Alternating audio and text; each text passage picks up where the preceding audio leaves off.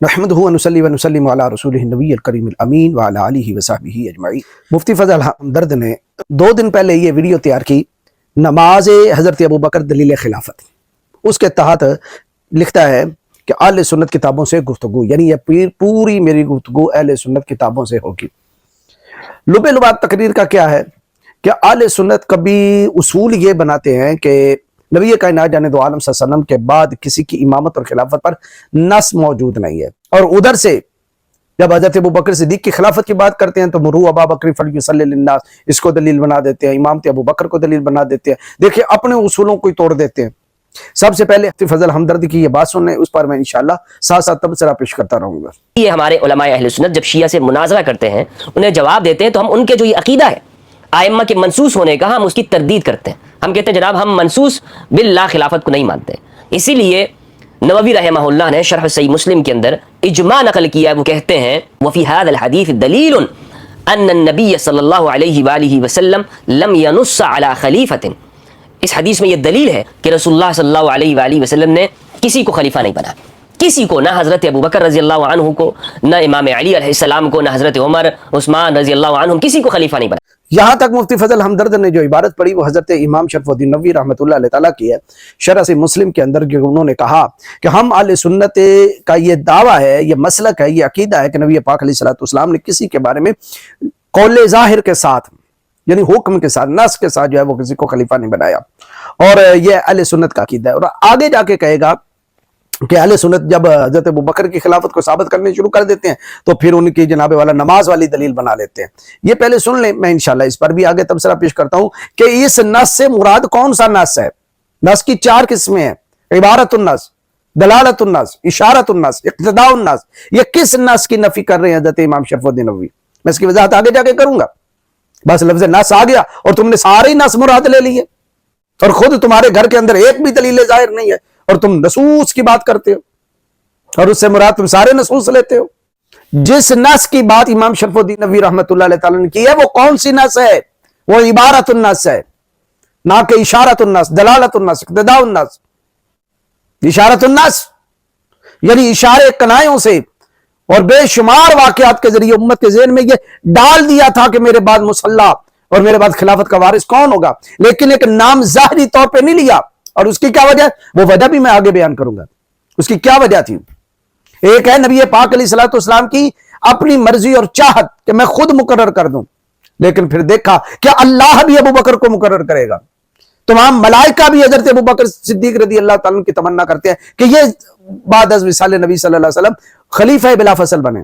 تو ارشاد فرمایا حضرت ام المومنین سیدہ طیبہ طاہرہ نیرہ منورہ راکعہ ساجدہ حضرت عائشہ صدیقہ سلام اللہ علیہا، یہ مسلم کے اندر حدیث پاک ہے، انہوں نے کہا کہ جاؤ اپنے بابا کو اور اپنے بھائی کو بلا لاؤ، میں چاہتا ہوں کہ انہیں میں کچھ لکھ دوں تاکہ کوئی تمنا کرنے والا، کوئی کہنے والا یہ نہ کہے کہ آنا اولا، کہ خلافت کا تو سب سے زیادہ حقدار میں ہوں، حالانکہ اللہ اور فرشتے یعنی ملائکہ اور مومنین سوائے ابوبکر کے کسی کی خلافت پہ راضی نہیں ہے۔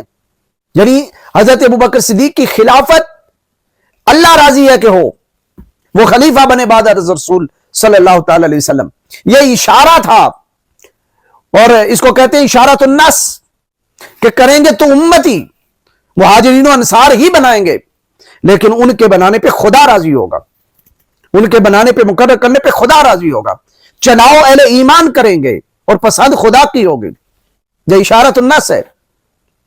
جس طرح کہ نہج البلاغہ کے اندر حضرت مولا کائنات شیر یزداں کرم اللہ وجہہ الکریم کا خطبہ ہے، اور بڑی واضح دلیل ہے، وہ انشاءاللہ کبھی میں پیش کر دوں گا۔ اس کے اندر آپ نے لکھا کہ مجھے بھی انہوں نے خلیفہ چنا جنہوں نے حضرت ابوبکر، حضرت عمر، حضرت عثمان کو چنا تھا۔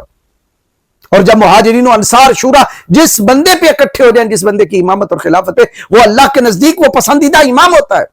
یعنی یہ اشارہ تھا کہ میرے بعد ابوبکر، پھر عمر، پھر عثمان، پھر علی، الخلافت ثلاثون سنۃ۔ یہ بھی خبر دی کہ میرے بعد 30 سال خلافت رہے گی، اور وہ 30 سال مفتی فضل ہمدرد کہاں تک پوری ہوتی ہے؟ جناب حسن ابن علی علیہ السلام پر، حضرت جناب سید صدیق اکبر، پھر فاروق اعظم، پھر عثمان غنی، پھر مولا کائنات، پھر حضرت امام حسن المجتبی علیہم السلام رضی اللہ عنہم اجمعین، ان کی خلافتوں پہ وہ 30 سال پورے ہوتے ہیں۔ اور اشارہ تو ہے، پھر نماز تک کا اشارہ۔ بخاری شریف کے اندر یہ حدیث بار بار آئی किताबुल अजान के अंदर बाब अहलुल इल्म वल फज़ल अहक्कु बिल इमामा के अंदर ये हदीस आई, तिरमिज़ी शरीफ के अंदर ये हदीस आई, अल मनाकिब अल बाब फी मनाकिब अबी बकर व उमर के अंदर, मुवत्ता इमाम मालिक के अंदर ये हदीस आई, इमाम अहमद बिन हम्बल इस हदीस को नकल करते हैं, इमाम इब्न हिब्बान अपनी सही के अंदर रवायत करते हैं, यानी ये तवातुर के साथ हदीस है अहले सुन्नत की कुतुब के अंदर। क्या कि नबी पाक अलैहिस्सलाम हज़रत उम्मुल मोमिनीन फरमाती हैं कि इन्ना रसूलुल्लाह सल्लल्लाहु अलैहि वसल्लम क़ाल फी मरदिही, कि नबी पाक अलैहिस्सलाम ने अपने मरद वफात, यानी वो मर्ज जिसमें आप दुनिया से रुखसत हो रहे थे, आपने फरमाया मुरू अबा बकर युसल्ली बिन नास, अबू बकर को हुक्म दो कि वो लोगों को नमाज पढ़ाएं।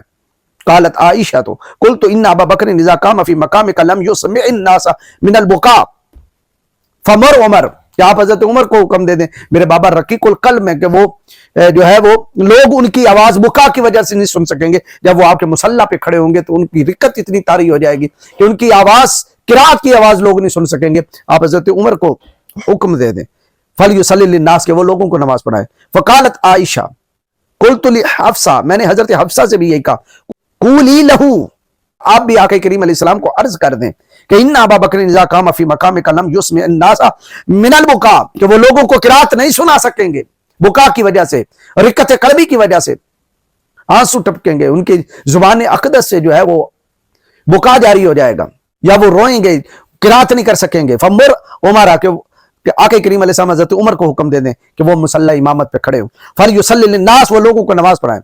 फफ़अलत हफ्सा तो फ़क़ाल रसूलुल्लाह सल्लल्लाहु अलैहि वसल्लम अम्मा, तो हजरत हफ्सा रदी अल्लाह ताला अन्हा ने यही बात नबी पाक अलैहिस्सलाम को कही, तो नबी पाक अलैहिस्सलाम ने इरशाद फरमाया माह रुक जाओ, इन्ना कुन्ना ला अंतुन्ना सवाहिबु यूसुफ मुरू अबा बकर फलयुसल्ली लिन्नास, फरमाया बेशक तुम सवाहिब यूसुफ की मानिंदो, अबू बकर को मेरी तरफ से हुक्म दो कि वो लोगों को नमाज पढ़ाएं, इमामत का हुक्म दिया।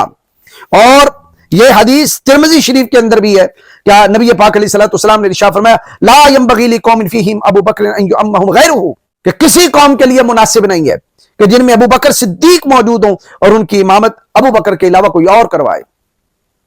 ये इशारतुन्नस है, दलालतुन्नस है, इक्तदाउन्नस है, इबारतुन्नस, यानी वाज़ेह तौर पर उम्मत के ऊपर खलीफा नस के साथ मुकर्रर नहीं किया, अगर कर जाते तो उम्मत मुकर्रर कर देती, उम्मत को मजाल ही नफी की नहीं थी। यह आपस में मशवरा करना मुहाजिरीन अंसार का इस बात की दलील थी, उन्होंने सब सहाबा की तरफ देखा, उनके फजाइल व मनाकिब को देखा।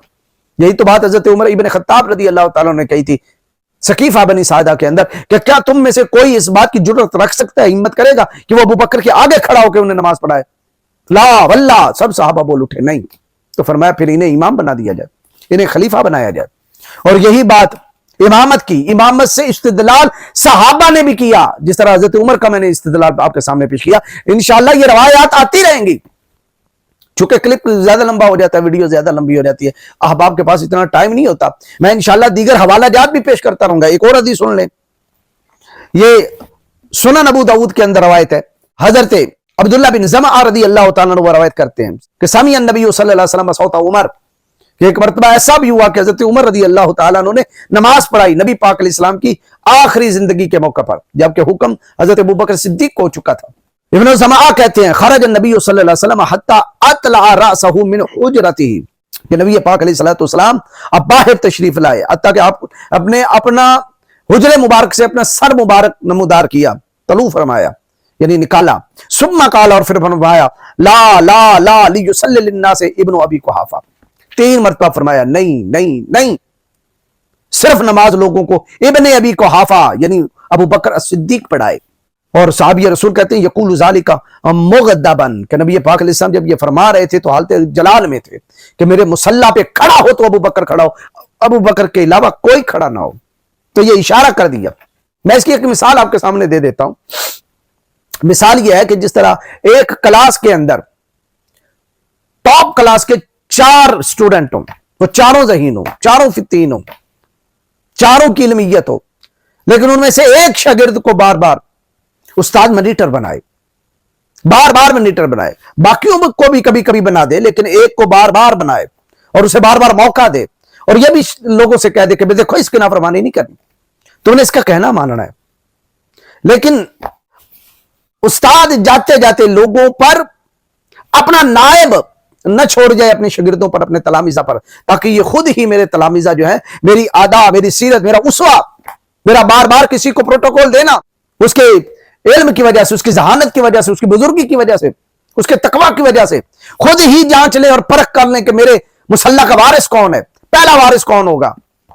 اور شاگرد وہ سارے اکٹھے ہوں, وہ بھی ذہین و فتین ہوں, ان میں 4 ٹاپ کلاس کے ہوں, اور وہ چاروں اور جناب والا پوری کلاس اس بات پہ متفق ہو جائے کہ جس کو بار بار ہمارے اوپر منیٹر بنایا گیا اور جس کی نافرمانی سے ہمیں روکا گیا اور جس کی موجودگی میں کسی اور کو منیٹر بننے کی اجازت نہیں دی گئی, تو استاد محترم کا جو دلی منشا ہے وہ یہی ہے کہ ان کے بعد ان کے جناب والا کرسی کا اور ان کے جناب والا غیر موجودگی کے اندر نائبیت کے جو فرائض ہے یہی انجام دے.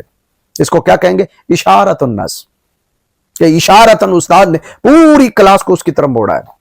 واضح طور پر اس کا نام نہیں لیا, مثلا اس کا نام اکرم ہے یا اسلم ہے, یہ نہیں کہا کہ اسلم کی پیروی جو ہے وہ اسلم تمہارے اوپر میرے جانے کے بعد یہ نائب ہوگا, لیکن حکم ایسا دے دیا کہ بھئی اسلم کی نافرمانی نہ کرنا, اسلم کے ہوتے ہوئے کوئی منیٹر نہ بنے, اسلم کے ہوتے ہوئے دیکھنا کوئی اور جو ہے وہ میری کرسی کی طرف نہ آئے. یہ بار بار اشارے دینا اس بات کی دلیل ہے کہ اس استاد محترم کے بعد جو کلاس کا منیٹر ہے وہ بھی اسلم ہی ہوگا.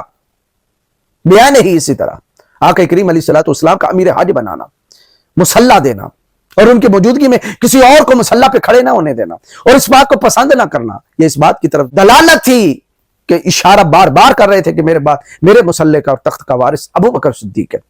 لیکن چناؤ اللہ چاہتا ہے کہ چناؤ مہاجرین و انصار کریں اور وہاں پورا متفق ہو جائے تاکہ قیامت تک یہ سند بن جائے کہ خلیفہ کا چناؤ جو ہے وہ مہاجرین و انصار اور امت کے بڑے بڑے اہل دانش کرتے ہیں, اہل عقل کرتے ہیں, اہل علم کرتے ہیں.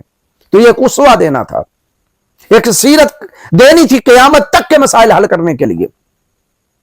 تو اللہ تعالی ہمیں سمجھنے کی توفیق عطا فرمائے اور تیرے شر سے قوم کو محفوظ فرمائے.